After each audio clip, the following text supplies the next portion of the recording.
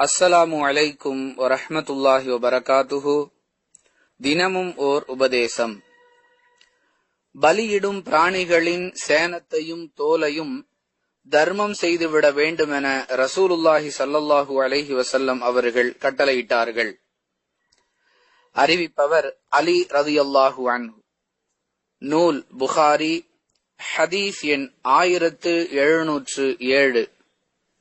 அன்பிற்குரிய அல்லாஹுவின் நல்லடியார்களே, பலியிடப்படும் பிராணிகளை அறுத்து தோலை உரித்து தூய்மை செய்பவர்களே சில நேரங்களில் அதன் தோலையும் சேனத்தையும் எடுத்துச் செல்கின்றனர். சிலர் அதை தர்மமாக பெற்றுச் செல்கின்றனர், இன்னும் சிலர் அதை கூலியாகவும் எடுத்துச் செல்கின்றனர். ஆனால் பெருமானார் ஸல்லல்லாஹு அலைஹி வஸல்லம் அவர்கள் இவ்வாறு கூலியாக எடுத்துச் செல்லப்படுவதை தடுக்கும் வகையில் சேனமும் தோலும் தர்மம் செய்யப்பட வேண்டியவை என்று தெளிவுபடுத்துகிறார்கள். மார்க்கம் பலியிடுதல், அதாவது குர்பானி போன்ற வணக்கங்களை ஏற்படுத்தியதன் நோக்கமே பிறருக்கு வழங்குதல் என்பதை அடிப்படையாக வைத்துத்தான்.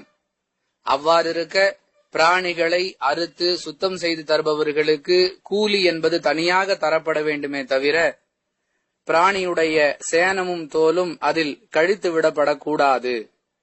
தோல் என்றால் என்ன என்பதை நம்மில் அதிகமானவர்கள் அறிந்திருப்போம். சேனம் என்றால் என்ன என்ற கேள்வி எழலாம்.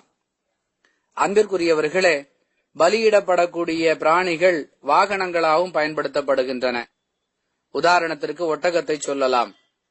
அமர்ந்து செல்வதற்காக அதில் செய்யப்படும் ஏற்பாட்டிற்குத்தான் சேனம் என்று சொல்லப்படும். பிராணி பலியிடப்படும் பொழுது அதன் மீது ஏற்படுத்தப்பட்டிருந்த அந்த சேனம் கூலியாக கொடுக்கப்படக்கூடாது. அந்த சேனத்தை அப்படியே அல்லது அதனுடைய கிரயத்தை தர்மம் செய்துவிட வேண்டும் என்பதுதான் இந்த உபதேசத்திலிருந்து நாம் விளங்கிக் கொள்ளக்கூடிய பாடம்.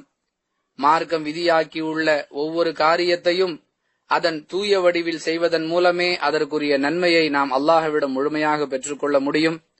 அப்படிப்பட்ட நன்மக்களாக ஆகுவதற்கு அல்லாஹ் நம் அனைவருக்கும் உதவி செய்வானாக. வாஹிரு தவானா அனில் ஹம்துலில்லாஹி ரப்பில் ஆலமீன்.